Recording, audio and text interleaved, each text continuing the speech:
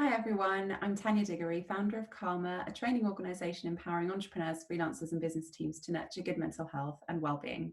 Today I'm going to talk to you about 4 ways to manage your mental health as an entrepreneur. Let's face it, this is the side of entrepreneurship that can often get overlooked. You're focusing so much on your business, what the business needs are, the projections, future planning, etc., that often your own well-being, your own self-care methods and practices can just fall by the wayside. So I want these 4 tips that I'm going to share with you today to empower you to look after your mental health and well-being. Now, entrepreneurs are often portrayed as these superheroes of the business world. They've broken the molds, they've reinvented the wheel, they've thought outside the box. But this is important. We need to look at what does it mean to take care of yourself as an entrepreneur, because it's not just about what the business needs, it's also about what do you need to ensure that you're looking after yourself effectively and therefore being productive and at your best for your business. So let's get started. So the first step is about taking note of how you feel. It's so easy to get swamped in what are the day-to-day tasks of the business, what does it need, what is on your to-do list, meetings, deadlines, sales, marketing. There's all these different aspects of what it takes to run a business. And especially if you're in the early stages where it's mainly you doing a lot of the heavy lifting, it can feel overwhelming at times to keep up with everything. So taking a small amount of time each day to start with, to just simply take note of how you feel, can make a really positive difference in your working days. So by this, it could mean that if you are going through a lot and you're feeling that there are a lot of challenges as well as positive things happening, you could use an exercise of writing a list to note down all the things that you're feeling at that time, all the things you're going through that are just on your mind. It doesn't have to be particularly structured in any specific way. Just make sure that you're writing down whatever it is that you feel. And then you can go through each item and note down, what do you feel is in your control and what do you feel might be out of your control. We're not always going to be able to control all the circumstances in our lives, but we can take steps to look at what is in our control and feel empowered in that step.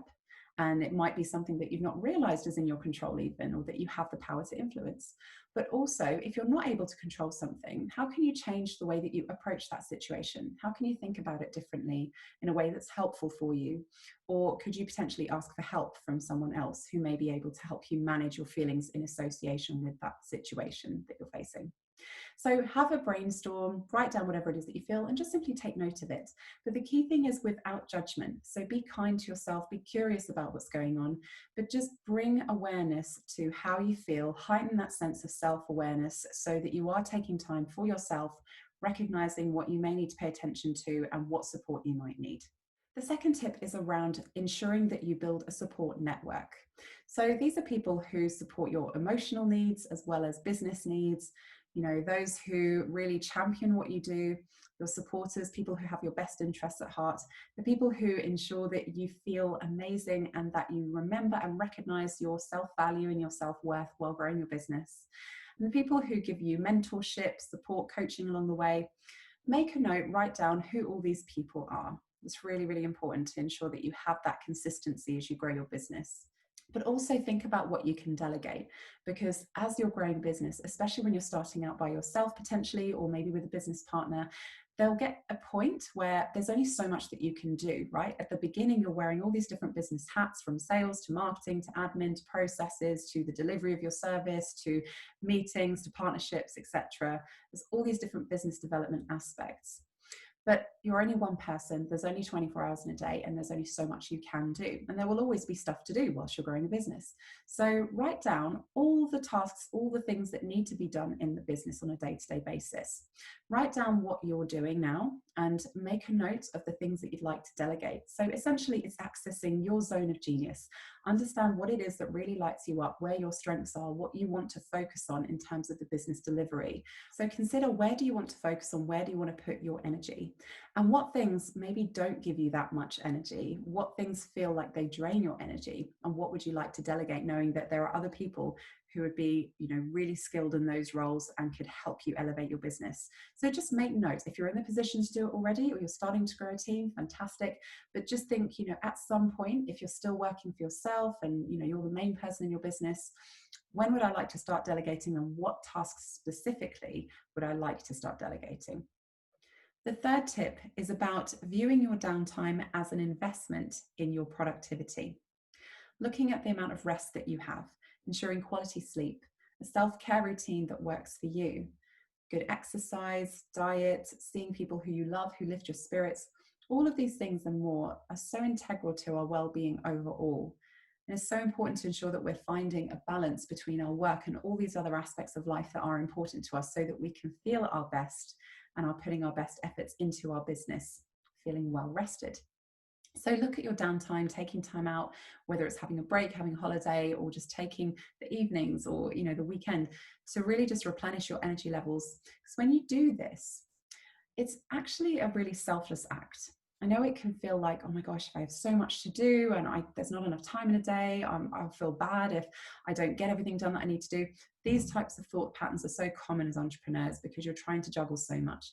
But actually, if you flip it on its head and when you take time for yourself, it's a selfless act. It's not selfish. There's no need to feel guilty for taking time for yourself, because by replenishing your energy levels, by taking care of yourself, by reducing your stress levels, this actually not only benefits you, but benefits people around you. So when you're thinking about your team, the people you work with or who you collaborate with, your family, your friends, they actually get the best of you too. And you're also able to have the best of you for your clients and the people who you serve through your business. So actually, rather than maximizing your time through just working through the day, working through breaks, working through the evenings, and feeling like you just have to chase your tail to ensure that you're finishing and completing all your business tasks, think about allowing yourself, giving yourself permission to take breaks to ensure that you are replenishing those energy levels, and therefore you're not only at your best for yourself, but you're your best for your business and for others around you. The fourth and final tip centers around practicing contentment. Now, this helps to strengthen and build your mental resilience. And what do I mean by this? It's very easy to just focus on the things outside of yourself that needs your attention, the external circumstances within your business, all the things that need to get done, and actually get carried away with that and feel like it's taking you on a journey, rather than pausing, stopping, and making the conscious decision once in a while to just be, to be present, to just connect with the here and now, and actually recognize what you feel content about. Because otherwise it can feel like you're on a bit of a treadmill, just sort of going from one thing to the next. But actually, when we take those efforts to consciously step back and recognize what we feel grateful for, what we feel content about, what we're recognizing as the positive aspects in our lives and all the successes that we've had, this is what really builds our confidence, self-esteem, but also builds our resilience and our ability to take a step back and, respond accordingly to situations rather than just reacting straight away in the moment. There are so many benefits to this. So think about practicing contentment. I hope you found these tips useful today. I'd love to know if there were any that specifically helped you. So pop a comment below, let me know which ones worked for you and what you're planning to start implementing into your daily life to help you nurture your mental health and well-being as an entrepreneur. Thank you so much for joining me. It's been great to connect with you, and I look forward to speaking to you again soon.